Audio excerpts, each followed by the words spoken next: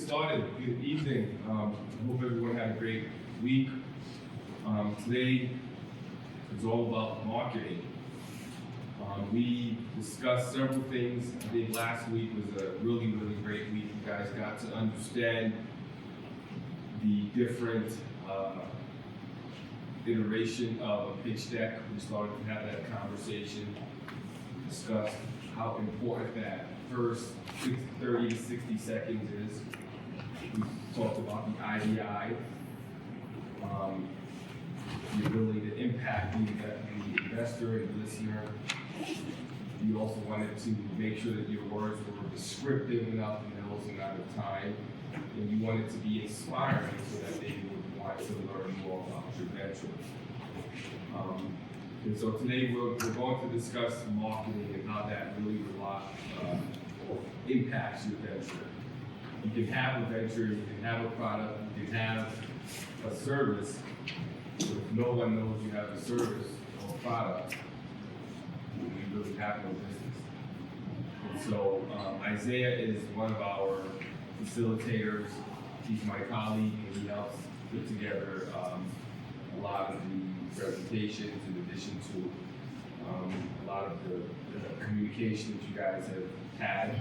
Isaiah is the one that you guys communicate. All the email communication. Yeah.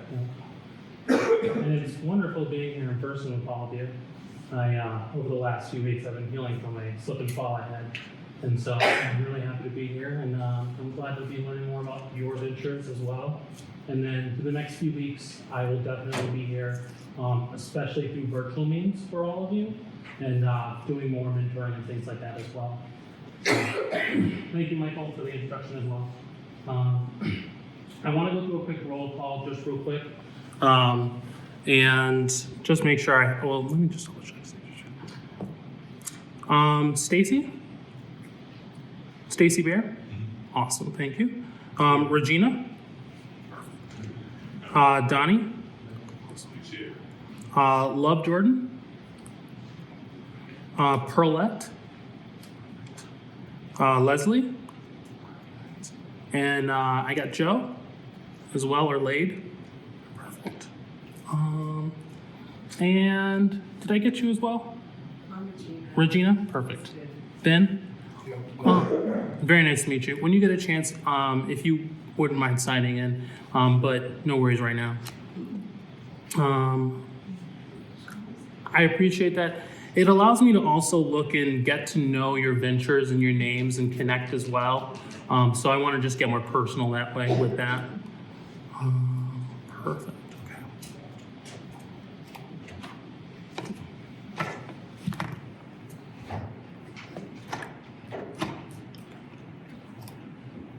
All right.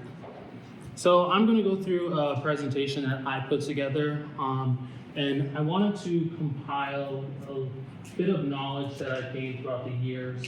Myself, I'm an entrepreneur. I'm also a veteran. I served in the United States Air Force. And after I got out of the Air Force, my biggest wish and goal was to start my own photo company. I loved business. My father was a business owner.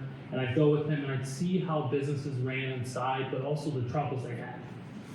So when I got out of the Air Force, I started doing photography, started doing digital media, and started doing branding and marketing. And that gave me an understanding of how entrepreneurs work and small businesses work, and then how to teach that as well in a certain way. So I want to impart some of that wisdom onto you all, and that will, as business owners, allow you to, when you're going to do your marketing or thinking about your marketing, I want you all to have a mindset of a marketer and what some things we would look at and understand now, because marketing is one facet of being a business owner as well.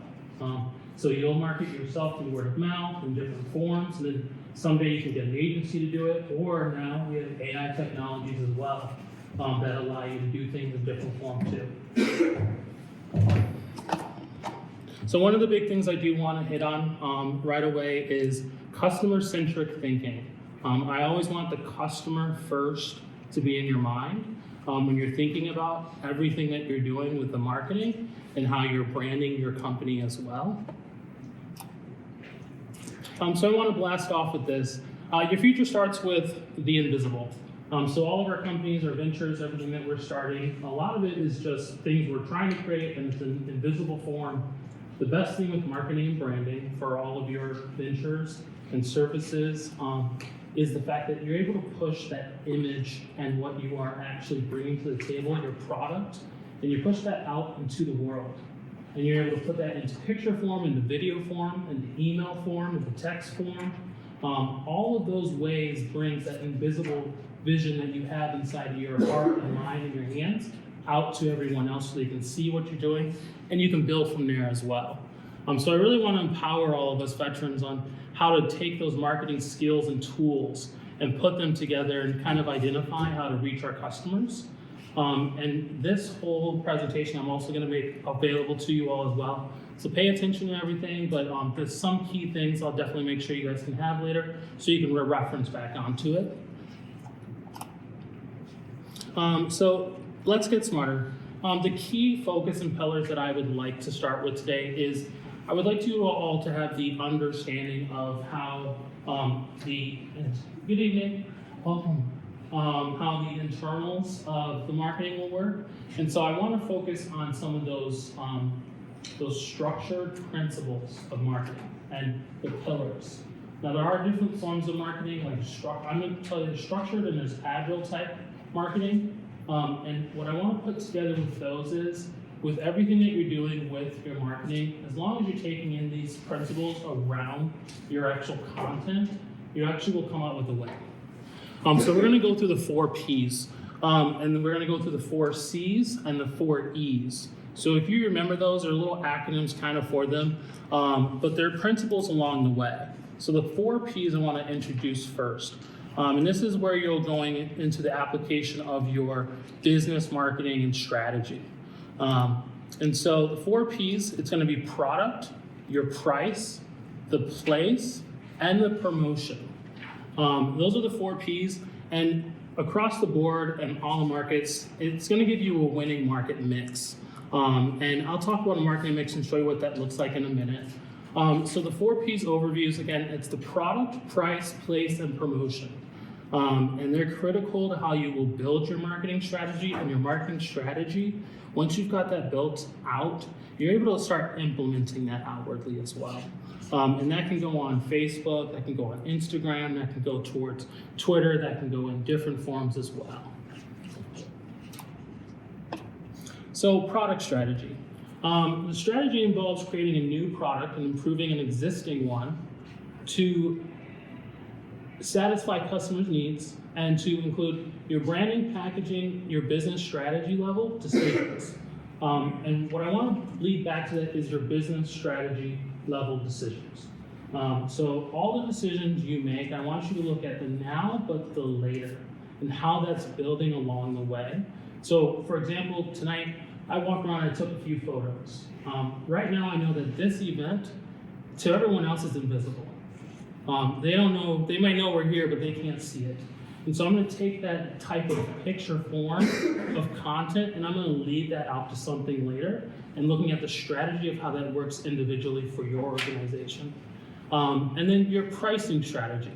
Now this is going to be where you're going to set the price for your product and services, and you want to align it with your customers' expectations and to your business's strategy as well. So there's a little bit of a teeter-totter you'll do, but I think that this will come into play as well, understanding your numbers in your business. And later on, as you get into your pitch decks, I think when you're at the last slide or so where you're saying, okay, this is what I'm gonna use the money for, I think that'll help out too if you understand like where your customer's at and product and different things like that, if your organization leads to that type of service.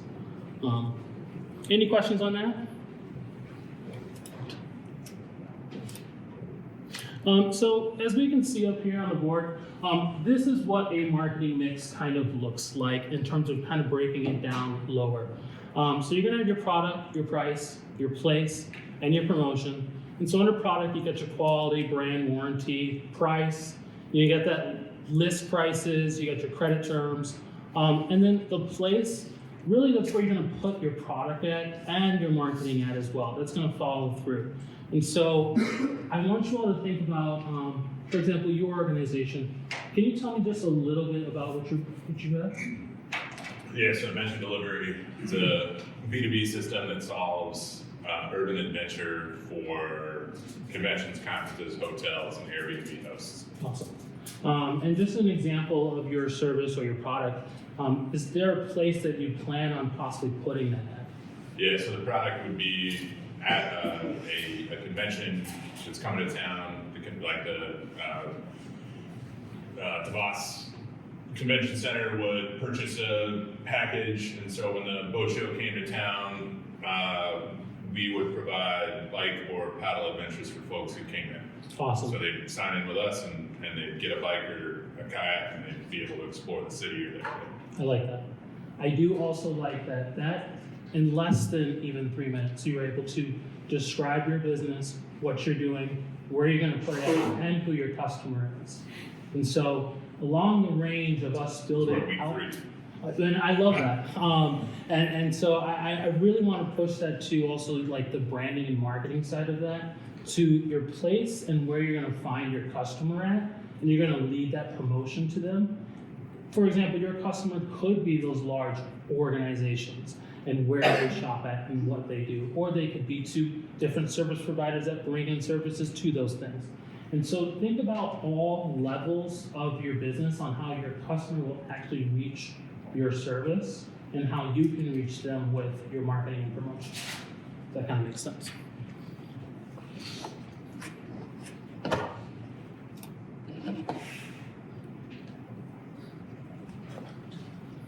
And I just want to hit out of the and I keep putting it in here, and you'll see it through a trend.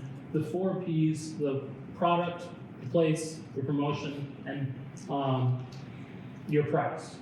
Now, with all that, if you're able to put those all into, you'll be able to make a good marketing strategy, and your business will ultimately continue to work. The more that you are consistent on your marketing and branding, once you have designed that, and that's something I want to lead home to, is that with building your organization, as we all know, it takes time and the thought process. Your messaging also is something that designs out as you're building your organization, and that helps you start your promotions, and it also helps you if you need someone else or something else to help you out. When you know that messaging, it can send you to that direct point. One of the things that I use as an example is a spear, kind of like the spearhead. Your promotions and marketing is that tip out into the market. I don't know about every branch, but I know the Air Force, we had guidons, and they have a flag out, and they lead every flight or whatnot. That's kind of the vision I have in terms of marketing in a way where you're leading out your march from there first.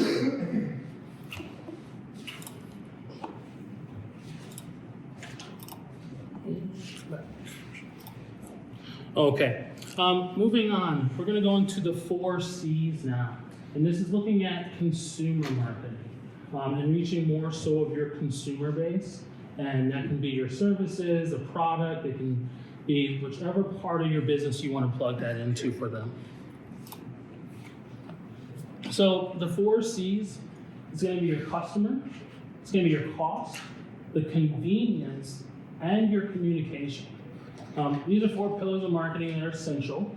They're going to be great for your strategic strategy and how you're going to target your audience. And if you're able to look at those bits and pieces of your customer, your cost, convenience, and your communication on there, they'll be able to put your best foot forward for your resources in your business. Because small businesses, sometimes they have a lot of resources, sometimes we don't. So for example, sometimes you can pay for someone to do your stuff. But other times you're starting off small, and for example, as newest thing I saw, people just take road shop and they start walking around and putting their business on the ground. And I was walking by, I was like, oh, that's a good idea. Small things like that can come down to the smallest way, or you can go larger. But this allows you to hone down on those pieces so you can find your customer more. So customer, they are the king or queen. They want to definitely put them first in your mindset.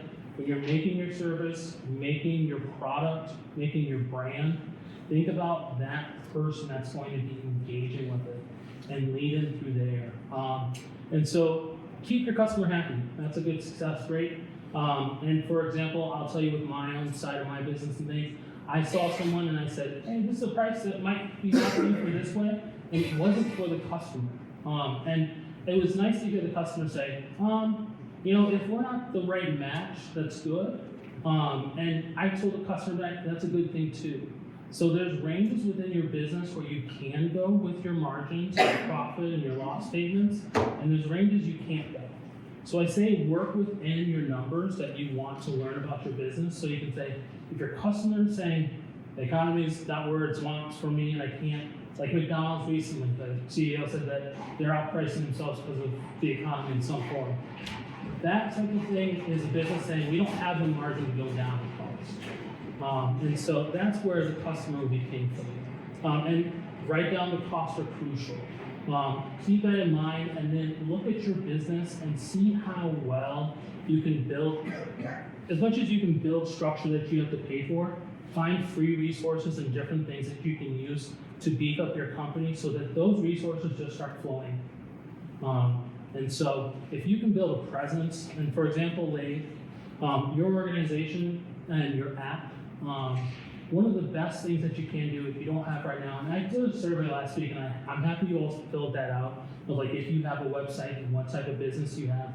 I looked through all of those, and thank you for one. And two, starting off small can even work as well. So starting off on a website or finding an app thing that can start small, even though it might not be that tip-top thing right away. It's kind of like with prototyping, sometimes start off with styrofoam, then move to the meta. So that's just a form there. And then convenience. With your customer and your product and how you promote that to them, make sure that you can adequately, securely, and trustworthily get them that data and information for that product. So when you are putting things online for your promotions, make sure that you're double checking how it's spelled. Make sure you're looking at dates and things. Make sure you're pushing out the right information. Look at different forms of verbiage and message, we'll talk about. And then just keep that in mind as your customer is key, and look at different ways that you can bring that priorities. And if you're shipping something, see if you can get it faster. If you're also on your websites or your social media, there are forms of, if I take a very high resolution picture, it might slow down my website. And so you may get on a website and sometimes you have 7 seconds on some websites before someone clicks off. And so if you think you want to get them information in that short amount of time, you want to find ways to make that convenient for them. Any questions right now? And then communication.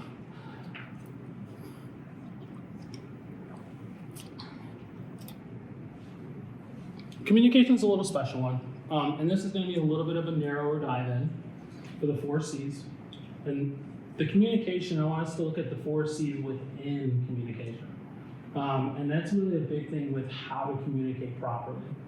Because I can communicate something in, the 4 C's, there are 4 of them. Or the 4 C's are great. They're actually going to let you communicate really well to the person that you want to actually communicate with. And there's different forms to communicate. And so you want to look at clarity. You want to look at the creativity of what you're producing. And then you want to look at the consistency and the customer centricity. So again, we're going back to that customer-centric mindset, the customer first. And so you want to look at the clarity of your message and your branding, and then the creativity. You really want to look at the creativity of anything you're creating. And that can be too much creativity, that can be too little creativity as well. So when you're looking at packaging, some packaging can be way too much. Working at the right amount of stuff on it. Or for example, there are forms where I can say, hey, put this on packaging because it can add more, it can go back.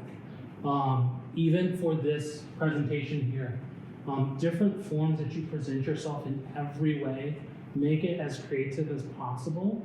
And there are a lot of online tools now that can give you the ability to open up that creativity if it's not already where your wheelhouse may be.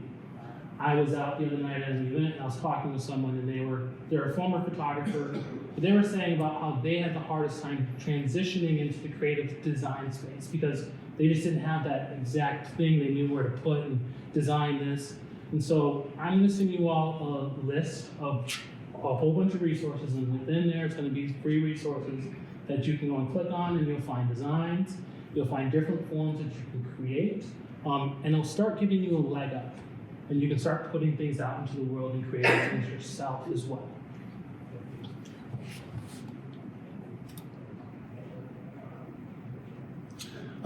Clear communication. Really, for the marketing, focus on avoiding jargon, very busy technical language, extra buzzwords. Some of these things can lead to either confusion, the loss of concentration. It can lead to emotional states changing if you use the wrong verbiage. It's important to always be learning. And I want to impart that one thing with business as well. Always be learning and looking up new things, because one of the things that you can do as a business owner in your learning is look up different forms of communication in new ways as well, because that can allow you to communicate face-to-face or online. So keep that in mind as you're going, and just being able to drill down on exactly what you're trying to say. And then the secondary thing to that is the cohesiveness and consistency of your brand message. There are times where you have to get your message down to less than 14 words for things. And you want to be able to understand your brand enough to be able to push that down or make it longer and be able to build a mission with that. So if you're able to find those realms within your business, it'll lead to a stronger brand, and a stronger brand is a stronger business.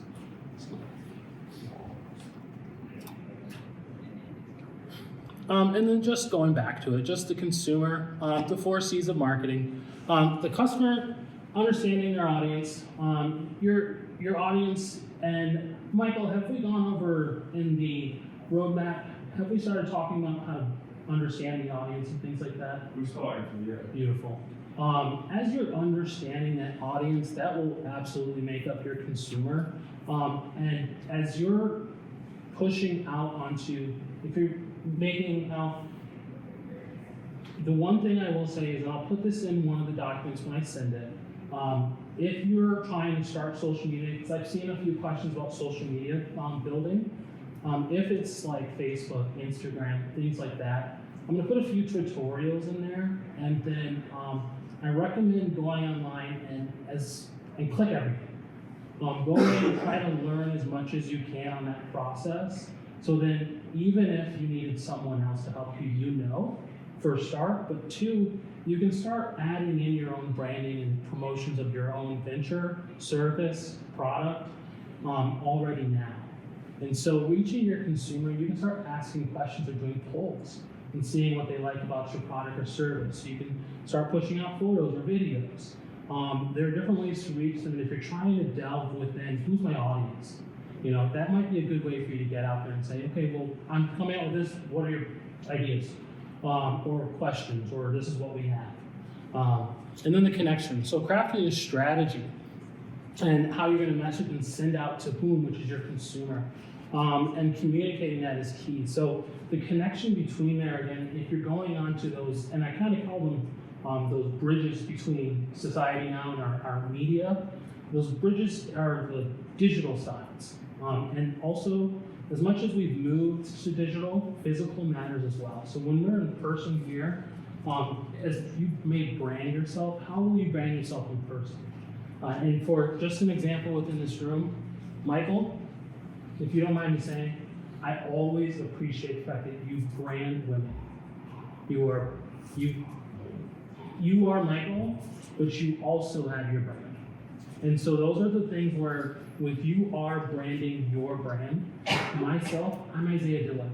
I have a brand. So when I started off small, my brand could easily become myself and mix those 2 together. And so I started recommending that people make 2 accounts on social medias, one for your business, one for your personal.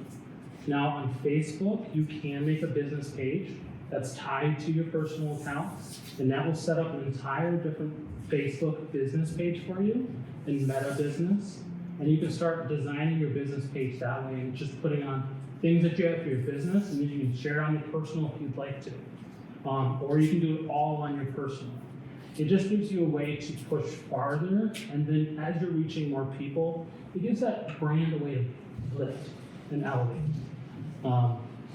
And then just the communication and cohesiveness and consistency. The amount of time that you may spend, and as much as these are the principles and pillars, the understanding and the analogy I want to give you all is when you go to maybe a toolkit and you pick up a hammer, and you go to put that nail in, at some point in time, something or someone taught you how to use that hammer and what to use it for. And so these are the pillars that allow you to understand that. And then there's the toolkit in there, like accessing the social medias or email marketing, those bits and pieces. And so within those, as you start pushing information out or pictures out or anything about your business, the more you share, the more you reach. And there are different metrics that you'll see later on as you go into these programs. And again, I recommend, some people ask me, how do you know how to do that? I'm like, you don't want to know. The real truth is, get in and click everything. Make mistakes on it as much as you can. It won't let you make that many. And that's the nice thing about it. They're trying to draw down all these numbers so you can understand them from a standard level, but also if you need extra things, there's more understanding there. So, any questions at all? And now we're going to move into the 4 E's. And this goes into the content marketing. And this, as we're drilling down into our principles, this will lead you more into when we're walking onto those bridges and we're saying, okay, we're going to go to the Facebook, we're going to go to the email, we're going to start texting people and see if they want to come out to our event. This allows you to lead more into that and understand more. So understanding the 4 P's of marketing, it's going to be engage, educate, entertain, and empower. So engaging, you want to create interesting content.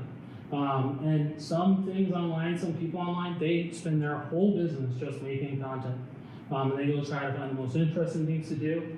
I recommend on some days, just show exactly what you're doing.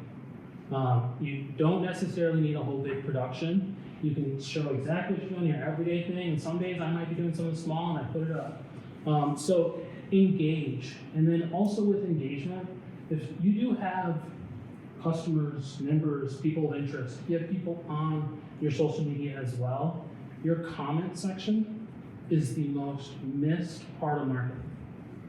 And so if you can remember that, you can make a lot of business off the comment section by also going down there and engaging with people. It turns them into return customers. You can also solve issues down there, and you can sell them stuff too if you need to. So there's different forms of that and engaging. And you want to educate them, entertain them, and empower them. So I'm going to move on into here. So engaging your audience. So start with a marketing strategy by engaging your audience and look at catchy slogans. Teasers, showcasing unique selling points. For example, with this stuff on the back over there for all of our food, they lay that all out so it looks nice. That's them trying to showcase their product to you. Do the same on your social media or in any form that you're reaching out to your customer. And educating and entertaining. Your organization, if we're online in social media, even if I may not be your core customer product and your demographic, if you educate on a certain form and I'm buzzing through on my thing and I learn about it, now I know. So sometimes it's nice to do a tutorial or a video or show and show the background of what you're doing, or the behind the scenes, or the why, or the cause of that as well. And so I think that that would be a wonderful way for any of your organizations to start leading into getting people to gain more interest into what you're looking for, and then on any level of understanding there. And then under the educate and entertain, the information that you're putting out and how important that may be to your audience, there are things that I may recommend double checking.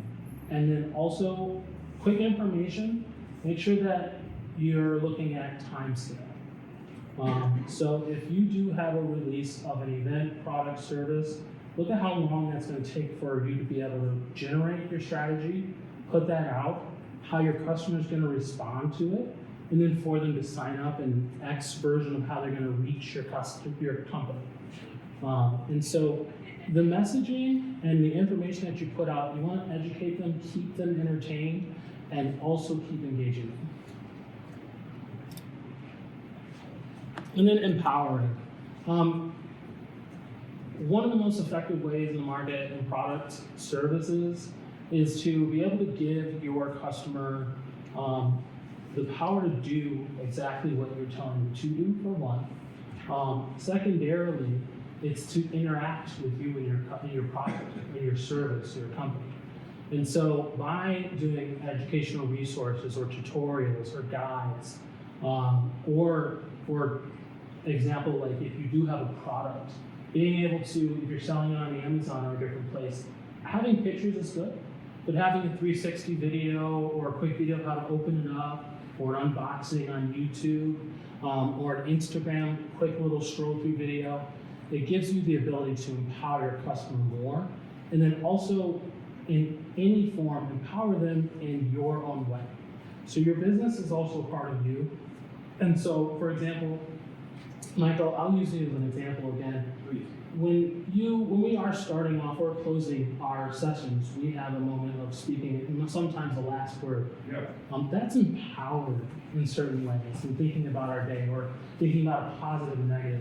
That, in a way, for us, is how you yourself are able to empower us outwardly. So just remember that your business, your product and service is still a part of you. And as clean as we can make it, kind of like squeaky clean, like a hospital in certain ways, you can also make your organization personable, where you can generate more people that want to come into it and engage as well.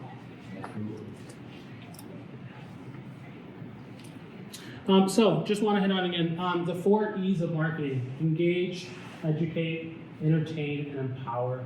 And I wanted to put a picture of here just as the pillars.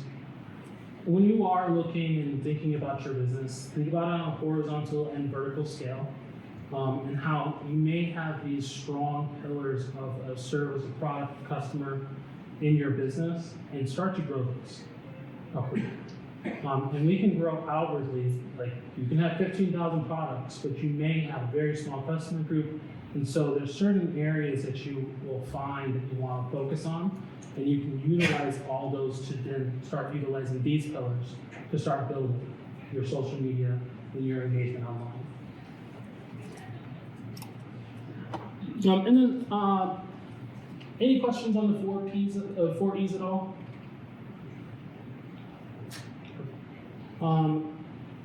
I'm going to go through some AI and some understanding right now of the market and how well your online life can be. So I recommend use AI as your assistant to how you're creating your content or your business. I would not use AI as your main brain, but I recommend certain forms. So example, the benefits of it, it gives you the efficiency, it's fast. And it's able to pull data from the internet on some of these, and I'm going to send out a list of resources where you can go and access and try some of these things out in your own way if you're looking to. That access gives you the advantage of being able to check things, find documents. On Microsoft Edge, for example, it'll search the entire internet and give you the links to them. And so you can see and data back up exactly what it's saying. I think that's the most critical part, is anything that comes out of these systems, I recommend that you at least check it. Now, if it's simple text form, like, here's my business idea, I need you to shorten it so I can put on my website, it'll pop you out what it thinks is the best process you can have on there. And what I recommend is taking that, reading it, and saying, how does that sound to me? How does it sound to my customer? How does it sound to my brand? And then edit that. And use that as kind of like your back and forth a little bit if you want to do that way.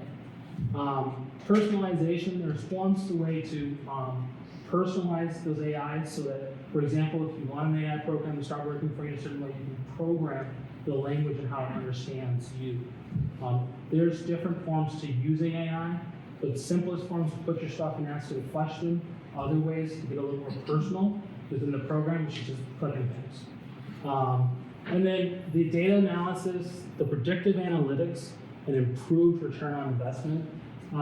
The return on investment, I think the maximum part of that is your effectiveness of what you're saying, how you're saying it, and the speed of the time.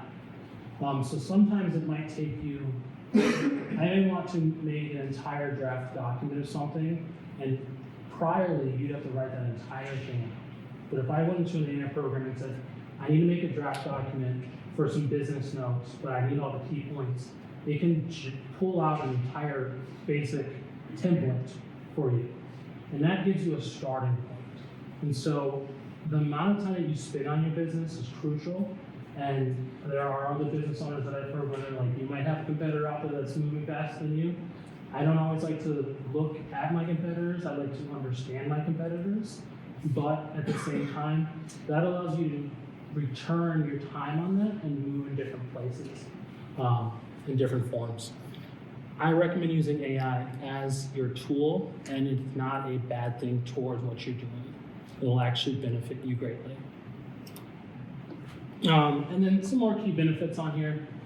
So there are key concepts, so machine learning, and then down the line here, the thing I want to stress on this is later on, as you are going through and understanding AI, and I'm going to provide this to you, start looking at different forms of AI that you can start utilizing. So A and B testing. That can actually help you out with your campaigns of understanding what's working and what's not working. So you can have 2 campaigns. You can put in maybe 2 different, this is exactly, you can say, I want to make a marketing campaign for this, but make me 2 of them. And it can make you 2 separate ones, and it can fit in your time of understanding or building things. There's chat boxes you can use. So on your website, you can have it where, and there are some hiring ones out there as well, like Watson from IBM, I believe, where on your website, growing as you're going, you can have it where people can get on there and you can, like mine's, you get on mine's, I can see when someone gets on, and I can jump in there and say, hi, how are you? But they have AI versions that can help you do that too. So those forms, start building into your tool belt that you'll have a business. And one of them's going to be marketing. The other one's going to be just your knowledge of understanding those things. And so I'm going to give a full roster basically of links and things like that after this and send it to your emails so you all can click and find things like that on there. Awesome. Well, thank you for your attention. As for my presentation on marketing, I definitely appreciate all of you learning, and I want to open up the time in the room right now for questions and understanding things, and if there's a hardship you're running into, it can be marketing-wise, brand-wise, product-wise. I want to open up that range, and also if you have anything as well. No, this was amazing, and they will have access to this, correct? 100%. Perfect. No, Isaiah is a professional in marketing and branding, as you can tell by his very intentional content. Very important, understanding, how do you communicate your venture, right? How do you really empower the consumer to know that they're making a positive decision in purchasing the product? That's through branding, marketing. So yeah, please feel free to ask Isaiah questions. Yes. And I think what we'll do is, I'd love for you to, your name and 30 to 50 seconds, your business, so that he has an understanding, so that he can reply with the context of what you're asking. My name is Leslie Striker. My venture is Parlor Room. It is a mobile suite that is designed to be either a standalone venue or an accompaniment to any event that could benefit from having a lounge space with a washroom. Okay. So weddings, outdoor weddings often don't have any place at all for a toilet. Festivals, expos, those kinds of things. A lot of times they may have a trailer to sit in, but they don't have a private bathroom. So that's kind of the idea behind it. Okay. My question is, I know that social media is gonna be the ticket for what I wanna do because it's mobile. But that is not my wheelhouse, and I know that I don't have enough interest in it to make it my wheelhouse. What are some things that I should be looking for whenever I'm gonna hunt out somebody who can do that for me? My first thought was a partnership. That way they've definitely got skin in the game to get the marketing done and make it profitable because then they get a chunk. What are your thoughts on that? Is that a good idea or not? And what should I be looking for in marketing? Okay. And is the partnership an idea that will help reduce the overall cost of the purchasing of someone that can do the marketing? In terms of like, they'll have skin in the game, you may not have to pay for like a marketer, and you'll have a partnership there? Or, I'm sorry, I don't know if I understand your question. I was just trying to understand the partnership a little bit deeper real quick. So your partnership with someone else, if you did, and they could do the marketing, Right. would it be that person would have a joint venture with you and gain some of your revenue as they're Yes. building? And Yes. then they would do their services, would you like to, like, let's say that person was like, oh, I'll charge you as well, or would you like to be more like skin in the game? Just skin in the game, so like, just for a number, like 25%. Like you run all my social media for 25% of all the revenue that we bring in. I don't even know if that's fair, it's just a number that's been in my head. And I don't know if that's done, if it's kosher, or what. It is done, it has been done. I do recommend that for yourself. Keep that as an idea on your board, but I want to add a few more down on. Okay. So the formation and the equity of your company is important. Okay. And it has some more importance down the line that isn't always up front. And so when you are building your business, it's easy to give a lot of that in some forms. And so as you are building your company, I can put you in good forms, I can put you in bad forms. And then one of the best things, and we're going to try to actually bring this resource here as well. The resource is called SCORE, and they're an organization that they do a lot of mentoring as well. And it was one year I had to meet with a SCORE organization person because I needed to understand more about partnerships myself. And one of the biggest things was understanding if that partner is going to work well with you or not as well. Because that partnership is like a marriage. Right. Or anything else that can lead you to a contractual relationship there. And so keeping that in mind as an option is one, but another option you can look into is also going online and trying to find one, an intern. Those are completely free options, and so you can do Upwork. I think I might have it on the list right now, but I think Upwork might be one. There's a few more I'll put on there. But finding an intern, you could go to Fiverr, and you could find a well enough Fiverr person that you can push out just a certain amount to. I found that to be a little bit needle haystacky. Yes, in a way there is. I believe if you try out Upwork, and I'll double check when I send it over, there are different forms that these companies actually start trying to drill down on good providers.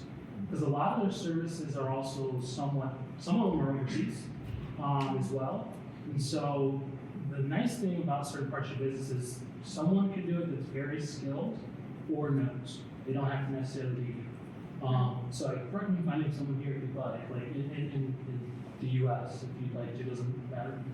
But there are forums that have that as well. But I wouldn't first off go to the partnership. I would first off try to do free ranges, and then I would maybe recommend trying to find like an internship, or you could do a, I don't know, there is a way to, through contract, you could set up a MOU, an understanding with a revenue share agreement, and set that up between a company, a partnership that way, without necessarily doing an ownership partnership, just a revenue share. But that at least would be just a few more ideas on that could help. Thank you. Yes. Any other questions off of that, or I can take a new one?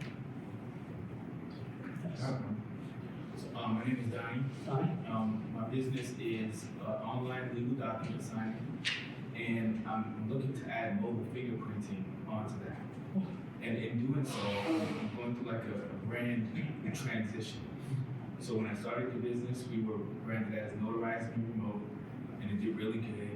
I started working with PTAC, who helps with government the contracting period.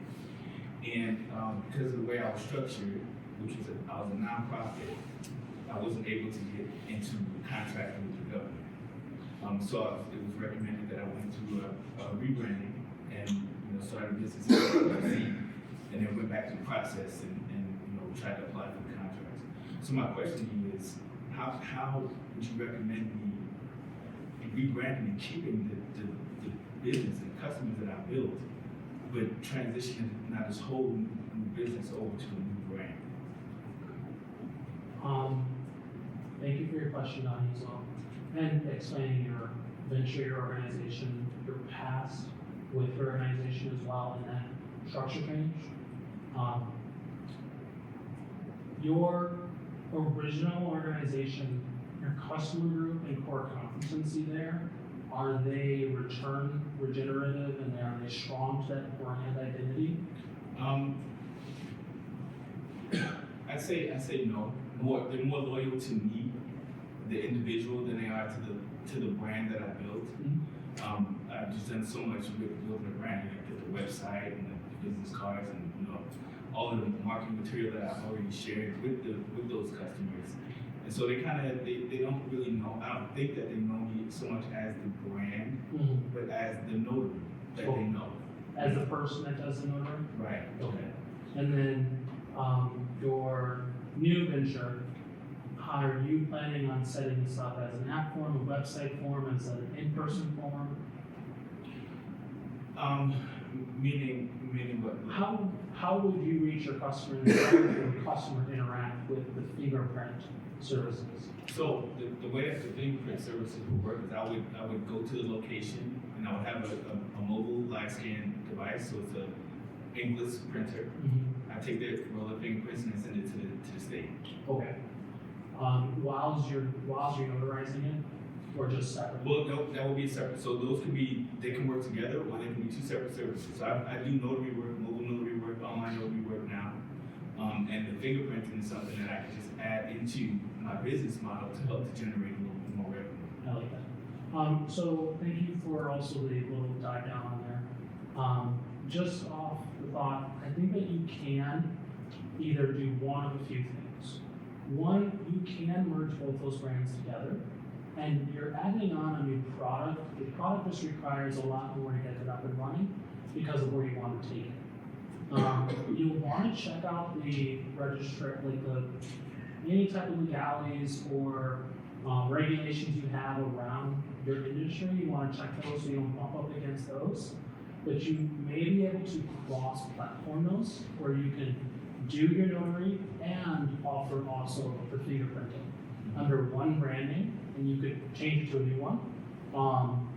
Or you could do doing business ads and underneath do different forms of paperwork. That's just one idea off of that. And then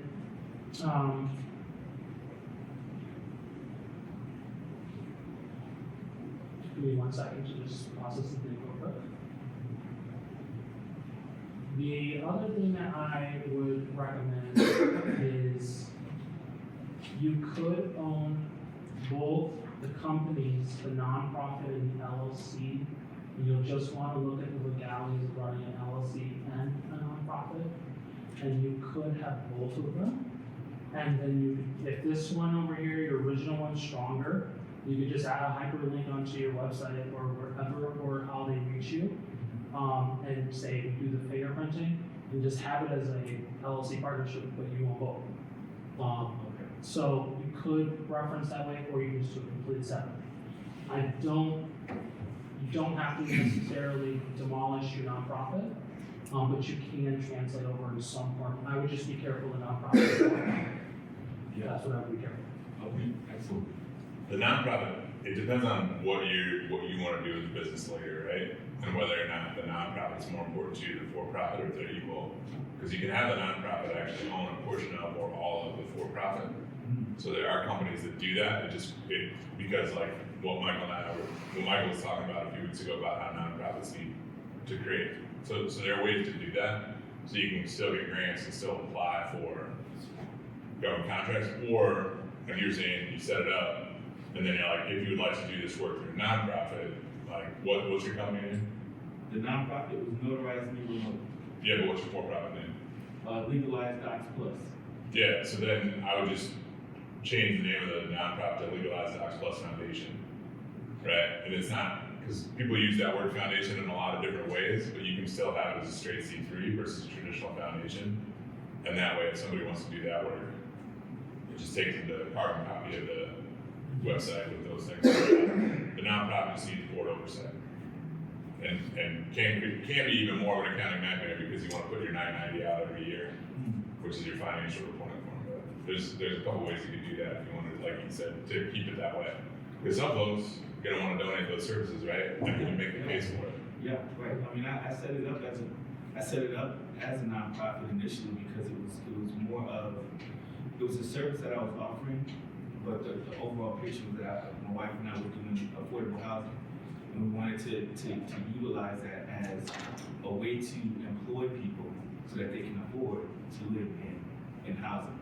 And the notary work is just, it's a skilled profession, but it isn't something that requires you to have a college education.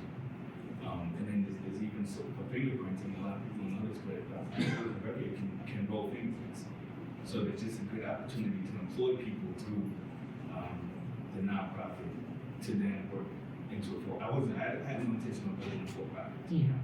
It just so happens that when I went through the process of government contracting, there was an online notary job that came down and I applied for it, but they weren't offering it to nonprofits. You had to get a for-profit, so I was like, okay, that probably makes sense to get a for-profit going so I can get some of these contracts, so I can bring in some money, create some jobs, and then fund the nonprofit. I will say, one, thank you for the advice, Alec, as well. And then two, our legal night, and we'll be throwing in with our mentor nights as well. I will look at adding some questions that revolve around that range of nonprofits and for-profits, so that our legal advisor can actually give some legal answers to that. Myself, I really, if it's not I try to give the right advice in terms of myself, so I don't want to give you wrong advice. I just want to actually lead you to our legal team, and I think it's your advice too. Yeah. And then any other questions as well? I can take another one. Or Louise, questions about districts, anything? So my business is Everyday Beauty and Life. It's yoga for people everywhere. And my question is that I haven't started a social media. To be honest, I'm very apprehensive of putting my own stuff out there if I'm a private person. Even my Facebook, I only have Facebook just to preserve my name. That's it. So what is it give to a person or a business that you want to be out there and start how Yeah. First name, Pearl? yes, And your organization name again is? Everyday Beauty and Life. Everyday Beauty and Life. Starting off for myself as an entrepreneur, even though I love working behind cameras and I could take 1,000 photos, I hated being in front of the camera. I was so shy, and so I had to start learning different ways of myself and then also teaching it out to other entrepreneurs. So I would recommend that in doing two things at once. One is to build your business's identity online, also with any form of an alias you want to add into yourself. So I would go on Google or any site you want to, make an account for that email. I would go to those social media sites and then make those accounts underneath that, whatever you want to put. It could be your name, it could be anything that you like. And then go in and start building that out and build out your profile for your business. And that can kind of give you some separation with your personal identity online and then your business's identity online. And then you could build that and then someone could be out there and have no idea that it's you, but it's just this company. So for my brand, I have a brand page, and then I have a business page for my brand. But my brand no longer says Isaiah Dillon on it. I don't want it to say that, because in some form, I have to scale past my own. And so there's different ways that I would recommend looking at making the brand identity actually an identity. And then the second thing I would do is working on our own personal identity and how we present that outwardly. And so your personal brand and your professional brand will lead into you and how you word of mouth, where you talk about your company will follow you in different forms. And even to the point where some places they'll know you in face. They'll get on LinkedIn. If they can't find you, they're not real. And so there are forms where I would recommend starting off small. And depending on what level of, well, for myself, it was, I didn't like being in front of the camera doing videos of myself. So I just started taking my own personal videos of things I was doing around my day. And I wouldn't post them anywhere. I would just save them, delete them. But that gave me the practice of being in front of the camera. And then as you're building onto your own business side of your social media and learning that process, it actually gives you the understanding also of how to start posting on your own site. And then if you would like to, you can build your own personal site, but you don't. There's no requirement for that. It's just to utilize those. Traditionally, the thought process is like it's just me. But I do encourage you to know unethicals, obviously, but you can make your brand identity as another alias to something else. So, but yeah, I would just say that. Just to build personal and brand yourself in terms of the confidence in where you want to be while you're building that. And then they can translate over or you can keep saying.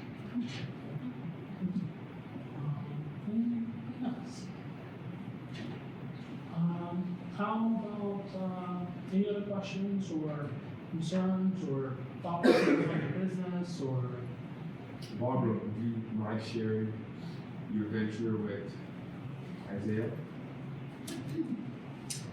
My company is Radiant Family Therapies, and I'm providing home and community-based occupational therapy for families with children primarily that have special needs.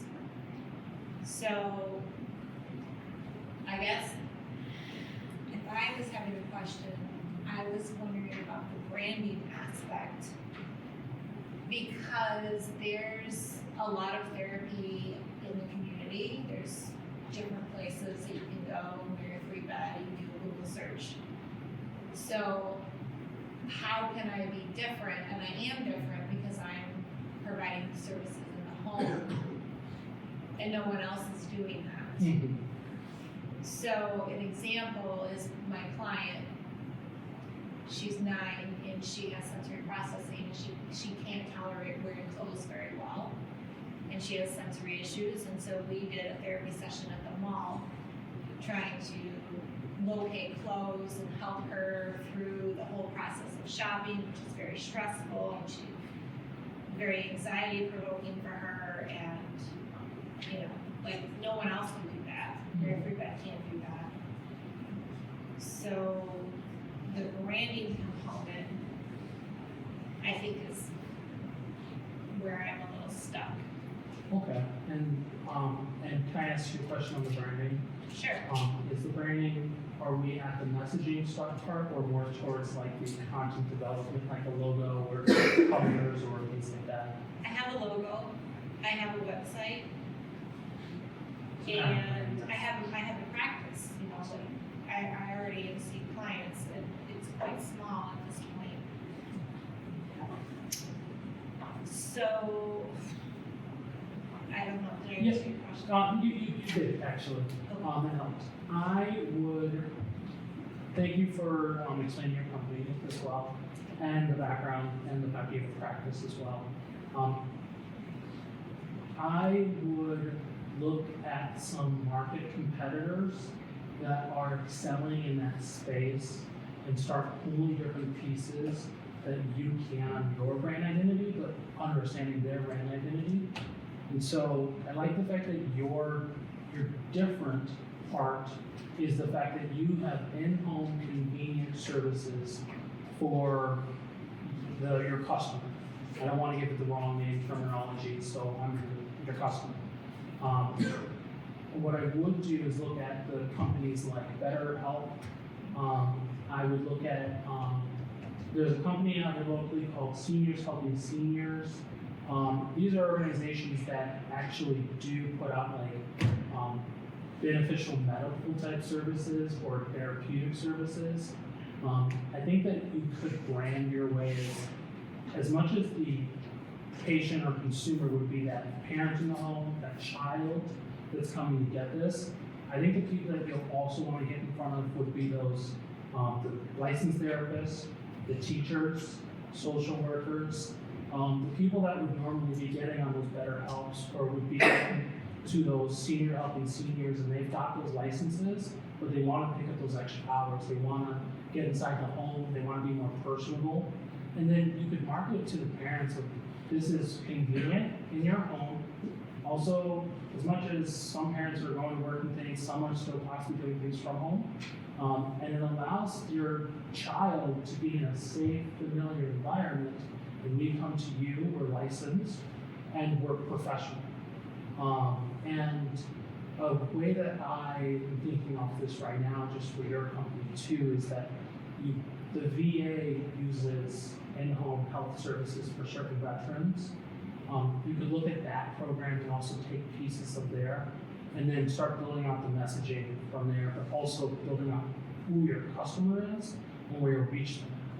And just off my end, I would say those would be the two big customer bases. I would be like the teachers and licensed professionals come work for us either on coming into the home or part-time work, or those student-based people. And inside the home, it just depends on the legalities and regulations and stuff too, and insurance. But does that kind of help a little bit on that? Yeah, Or- I think what I hear you saying is to investigate a little bit more the other home agencies. And I've done home care services for many years, but different venues. You know, worked for Grand Rapids Public Schools for a long time doing home visits. So And parents would, if you're able to, we're professional, we're convenient, we're in your home, safe environment, and that you know the disability. And I was talking to Lay earlier today, before the program started, and he was speaking about part of his organization where they potentially would have arranged to find around America the people that are licensed for a specific disability. So maybe you might be able to, in turn, on yours, find people that are licensed for the specific type, and you might be able to pair those people, the customers and consumers, with a dedicated person that can come to their home. yeah, that's actually what I was hoping to do. You know, right now it's just me providing services, but I need to get some other people, right? That can go out and do what I do, because I'm only one person. And that's a good way that I could scale it up. And I have a person that I want to approach to see if she wants to come work with me, because I kind of can't handle any more clients than what I got. So I'm kind of like at this little, I'm kind of stuck, unless I quit my day job. Yeah. You know? Area. On that part, you currently do have a website set up. Is your website set up for in-home, or is it more for in-practice? Or It's both? it's for a solution Yeah. for training text. It's a high quality AI video. And then the client base you have, is that a growing client base on this side where they're saying we want services? Or is that, like, do you have a lot of clients right now where you could add more people to service base? Does that make sense? I could add more, but I shouldn't because of time. Mm-hmm. So I'm actually a little scared to promote myself right now, because until I get another person, I don't wanna turn anybody away, right? Yes. I would recommend pivoting. So I sometimes look at an A, B, C model for the business. So B is you, the business, and then the C model is your customer, and your A is your asset. And so I would market towards your assets and say, hey, come do in-home care. We need you. You're a licensed professional. Come help out these people and start pushing outwards so you can gain more applications, make them online, use an AI to pull it up or create it, or you can get inquiries in. So then you'll start beefing up both those sides, your A and your C side. Right. So then when your C side's like, we need more, you can dip into this side and say, well, we have people. And if you're able to start doing that, that will probably solve that the backlog or the potentiality of like you're doing good on your versus like your services, but you need more on the asset side. Okay. And that's kind of what I was thinking I needed to do. Like before I work more on my website, get it out there, because that's how people primarily are finding me. I gotta have another person. I would say definitely get out on the resume type things, and if there another person or professional can go into the homes, if your business is set up in a way where you can hire people in, I already set it up that way. Yeah.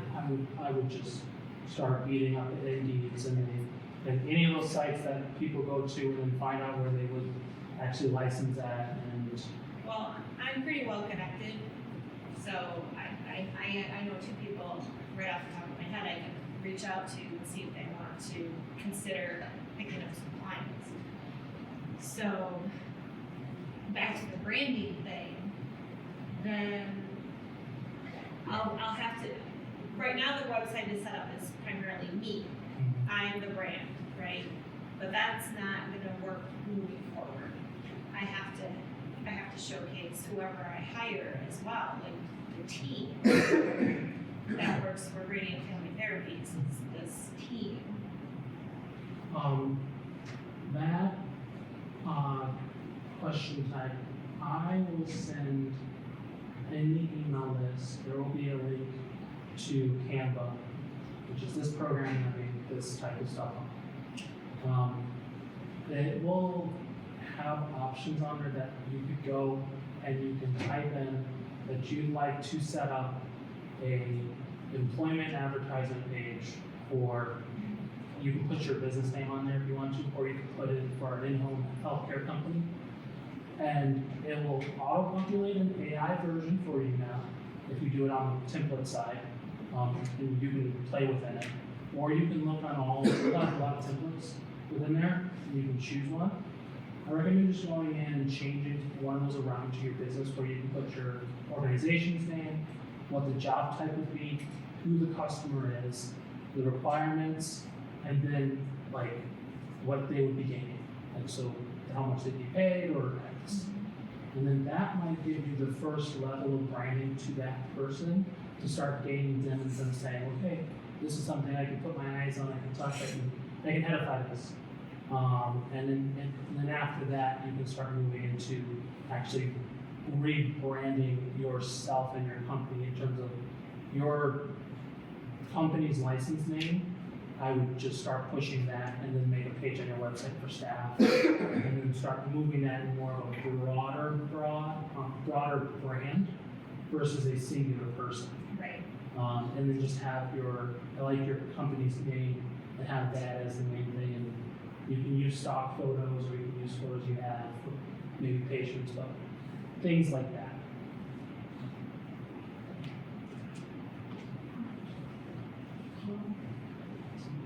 Any other questions? Yes, absolutely. This is not directly related to marketing. I heard you mention, you asked her if her business, if her business was set up for hiring. Yes. What does that mean? So at a certain pace, what I mean by that is, one, do you have a website or something online where people can go to and access your company? Two, is your company built out enough where you're able to actually give someone else something to do that you already are doing or you can't do? And then as you're building that, you're really trying to feed someone else's family. And so, and when you answered your question, the way you were able to tell them about your business, let them know that your business has that base level where you're generating more. And so that person that you could hire on, you're now taking on that kind of life responsibility of kind of gaining them a resource to money. And so you want to build your company in a way where you can give them something to do, you can explain how to do it, you can give them a pay, they have somewhere to go, and then they have a customer they can actually benefit, or a product or service, or an internal thing in the company.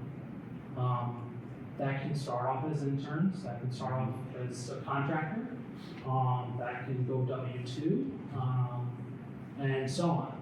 And so I would recommend that when you,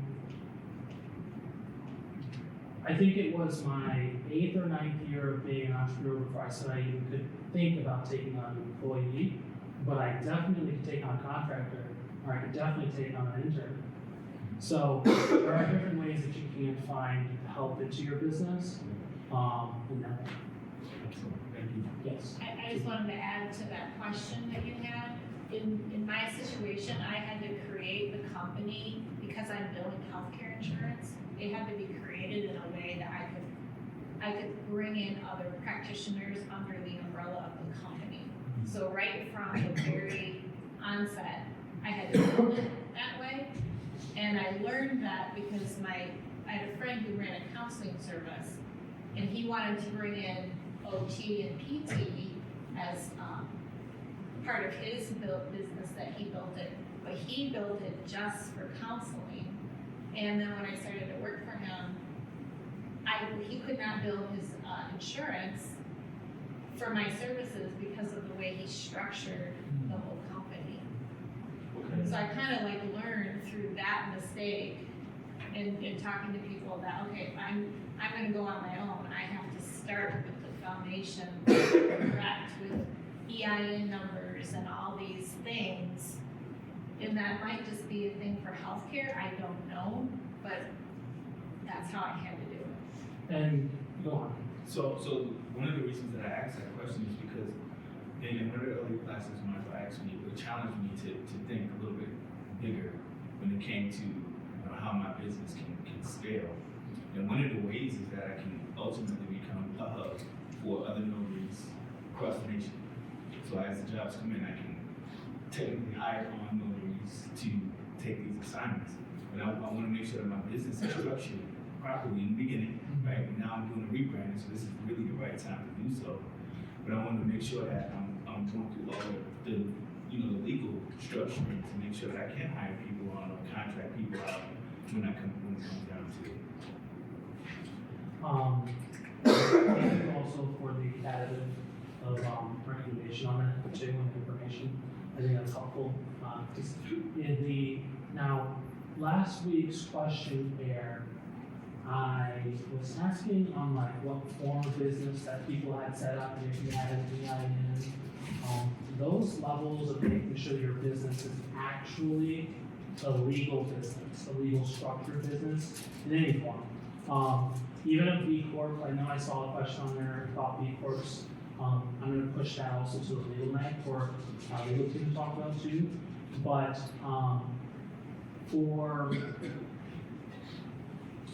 I would recommend that. Now, how's your company set up right now? I'm guessing that are you fully structured, like legally wise? It's interesting. I just got a letter in the mail today from Michigan State that said that I need to file a different document. So I filed the form 7500, and it didn't allow me to apply the veterans waiver.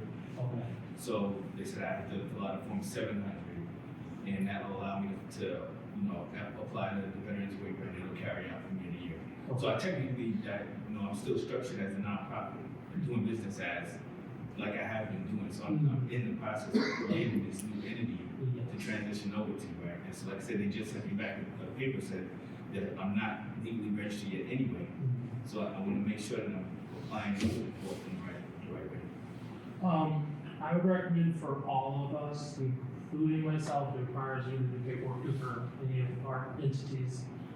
Get into the thick and weeds of the paperwork side of your tax IDs and structuring wise, and then into your business returns too later on. And then what I would recommend after that is looking at people that, is notary only in person? No, Okay. we can do it online. If it's online, I would recommend you do both, but if you're going to move outside yourself, I'd recommend finding a way to build your website, app, any form where you can reach that customer potentially without having to go to them physically. They can do the video in any form. The reason why I say that is it's gonna start backing off a lot of your overhead. And then every single person you hire a contractor, you'll hire a contractor, they'll have to take care of their stuff. But if you start hiring employees, you're gonna be looking at a whole different range of business in terms of having to manage the employees and pay, but also transportation insurance. So there are ways that I would say if you're gonna scale horizontally and vertically. So horizontally would be you're starting a new LLC, you're potentially thinking about adding someone on, you're adding the fingerprint, and then start scaling those in a way.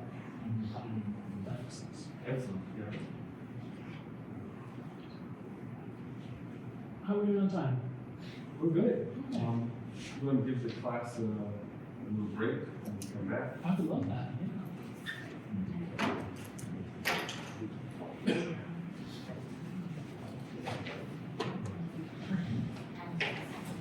So we got number one, we got quarterly goal. Won the first place in the People's Choice, we will automatically, cancel that. So you will never know. Something I did want to add to that as well. On your pitch decks, when you're looking at how you're going to use the money and including some projections, I think I've seen throughout the last few winners on how they actually display what they're going to use the money for and then timeline, like kind of connecting it back to something. So if you're going to use it for marketing services, if you're going to use it for a consumer-based elevating thing, put those in there and how you're going to use it, but also speak a little bit to it and make sure that it's concise enough.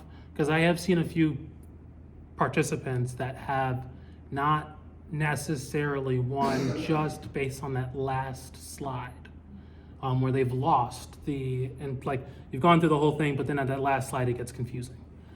So bring all those back together at the end.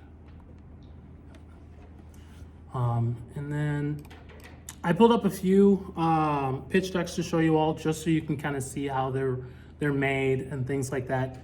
Not all of these ones are necessarily winners or anything like that, but just so you get an idea of how you can format yours or add things.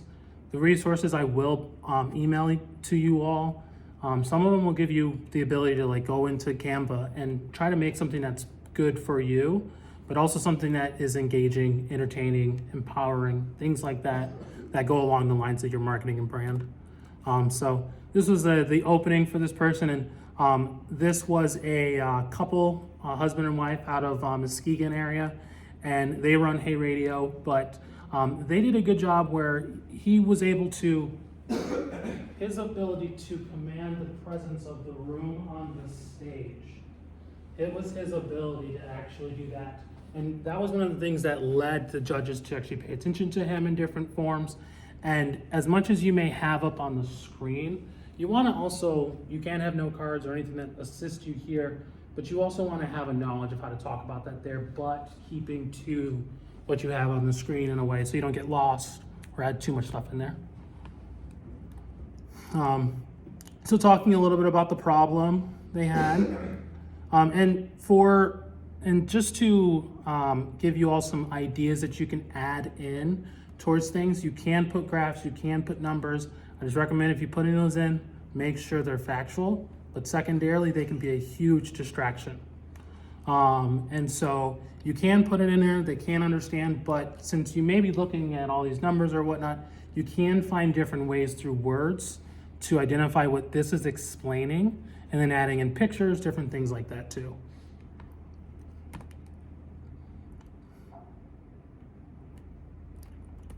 And this is their solution. And they're talking about all the different ways that they can actually reach their customer in different forms. Their target market, their revenue. And if you know more about your numbers or things like that, or functional strategic ways, and I don't think it's unfair to say this, because in the back of the room when they're doing the judging, whoever's doing the judging, the thing that I have figured out between different forms is the question of, well, there are some businesses that one, have the features where they can utilize the money right now, and the other businesses that actually need the money right now too. So they don't base it off of either or. I'm just saying that depict on how you're going to use it and what your company is going to do, so that when they're making that decision, they can say, I know where they're putting this money at, or I know how they utilize it and whatnot. And then this is the award page that they did have on theirs, and they went very simple with it. And at the time, I think that these participants did a really good job at finding what worked for them, but also trying to work within the challenges of making up that last slide. Because the best thing that I would recommend doing is, and I'll see if I have one in the next ones, but kind of breaking this down a little bit more than just these few here, and then just giving a little bit more understanding as you're speaking to what you're going to have on there. So, anything on that, Mike? Yeah, can you go back to the first slide? please? Absolutely. So, whenever you're opening up a presentation, remember the IDI, the impact. How are these first few words going to impact my listener? So the way you create attention is a couple ways. You begin by telling a story. I remember he began by telling a story of how he grew up in high school, he was a weed head, he was doing all sorts of drugs. As you can see, based Yeah, on go that. there. Oh, that, Yeah, I was saying that's my story. No, yes. That's Yeah. all about Yep. It's all about stories. But he was smoking pot a lot, and it got him into heavier drugs, and so that really impacted his ability. And his escape was music, right? So from there, I could tell you the problem: over abuse on non recreational drugs, right? But his escape was music, and that's what allowed him to join the military, and now he wants to figure out a way to inspire other kids who are going through that same issue to through music. And next slide, he then tells the data of substance abuse, right? He's tying in his personal life story with the problem, right? He had a drug addiction problem, then that got him into bad parts, doing bad things, but music was his escape. And then the way he was able to recover was through love of music. But he showed the correlation between his life and the current problem that can impact every one of us.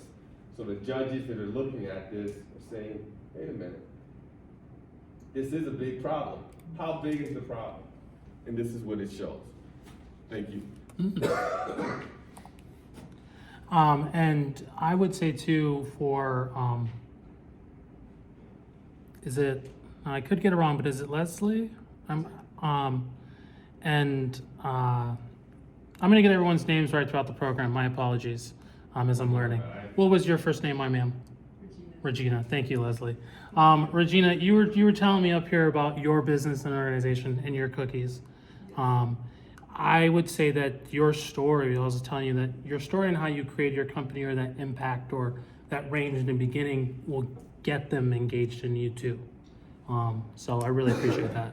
Yeah, so open up with a story, a compelling story, touch the heart of the individual, and then you get to the descriptive, the details. Especially if you're nonprofit, it goes both ways. But I do think nonprofits do win, also. Yeah. I'm putting that through for everyone. And then secondarily, it does tie back in as well. Okay, let's go to Cereal City. So this was out of our Battle Creek. And so this lady, she grew up in the Battle Creek area and loved the smell of the cereals in different forms. Started moving that into her smells of candles, and also trying to brand it. And so they were looking at branding different ways and actually getting their smells out there. And so she had a good story, and it was good to see them actually look at their years, but also display their products as well. So your showcase is your pitch and your showcase, like the table. So if you do have serviceable products, or if you have a service itself, being able to show those things in any form is really important for the judge, but also the community that's also going to be judging for the People's Choice as well. So the issue here, and I think we went through the pitch, and I would say that there are different forms to make it very concise and easy to read. And this here, I think that she was, for her, easy to hit those points on. So find something that works for you. It doesn't have to be perfect for everyone, but also for the viewer, but that isn't too distracting. And then the concerns, so I do want to hit on the problem and the solution. I would say connect those two back to each other though. So if you do mention a problem, how are you solving that problem, and how does that link into your business, and then how you're going to make money? If you can link all those together, they'll just flow. So this is their solution with the uniquely scented candles. And you can see their candle there, and then they put the cereal in the background, the milk. This is what I would say is get creative. And I can tell you that the way that their pitch is, the pitch that we started off with progressed through the program. And so when you are starting your pitch, or you are building your pitch, your additions of it can change. You can add things, you can take things out. So just play around with it and things like that, and get creative with your product to be able to showcase it. And they talked about their market, and again, looking back to their actual product, but delving down into the target market, and then their path to success. And so this is one that I would say is very cohesive, short to the point on how you're going to spend or utilize that money when you get it. And so if you can speak to these points and say, okay, the research development's gonna be 2,000, and you can speak to how that's gonna go back to this and this here and that, and you can work that all in, it allows everyone, but also the judges, to know, okay, this is where the business is, this is how it's working, and this is where we're going. And then the rubric, it talks about projecting outwardly. So talk about that. Where are you going? How's your, don't dead end yourself into a wall. So, but if that makes sense.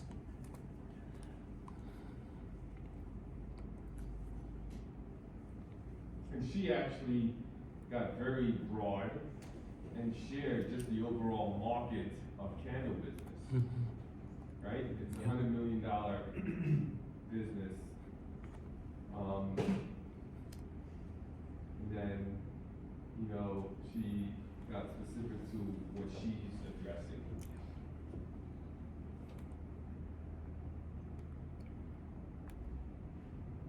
Okay. And then the other thing I will say is, when you do build your presentations, I'll have a way to do it, like what format I need them in later on, like if they're PDF or inside of a PowerPoint. But try to make it as concise as possible in a way. Just because, for example, like on the back end of this, I went in and took this out so it wasn't in her presentation, but you don't want to accidentally have an extra slide after if you don't want that. So just design it the way you want to deliver it. This is the way she delivered it. Oh. This is not the way it was presented. I made sure I took that out. I wasn't gonna, yeah. I was like, I don't know if that one's supposed to be in there. It's like a hardcore designer. Yeah.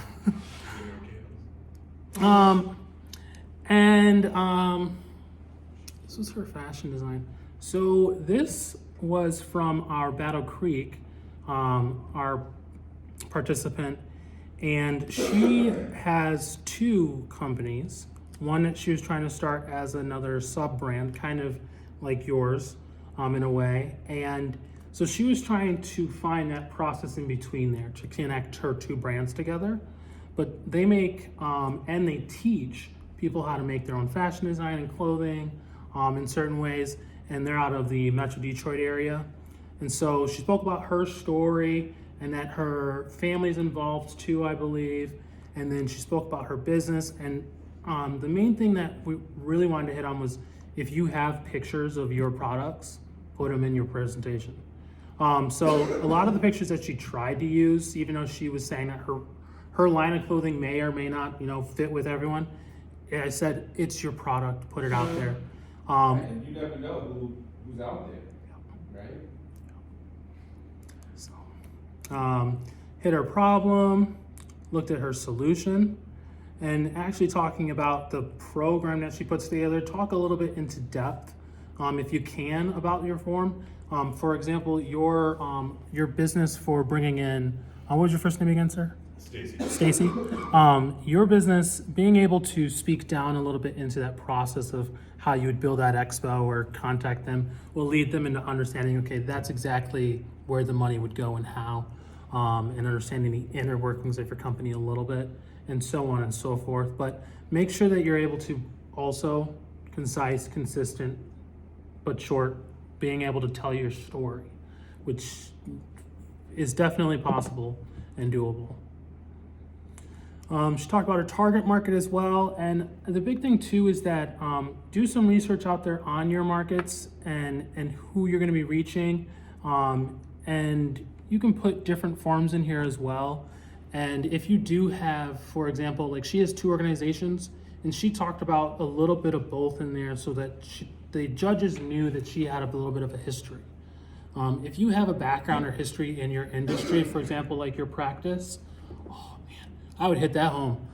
Because if I'm a judge, I know that in some form you know what you're doing already, or you have a history of something and X and things like that. So different ways to run back into there was good for them to know that she had been fashion designing for a while.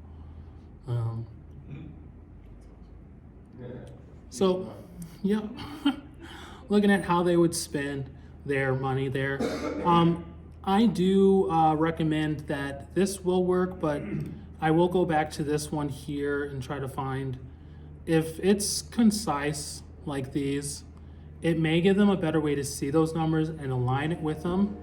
But again, I would say definitely comes to your form of how you want to set yours up as well. But being able to speak back into it of what you're going to use for, like the equipment she had, her program, their t-shirts, and in different forms down to the scholarships as well. So, anything on that, Mike? Perfect. You did a great job. Awesome. So those are the three I brought up right now. And we're at 5 slides. Yeah.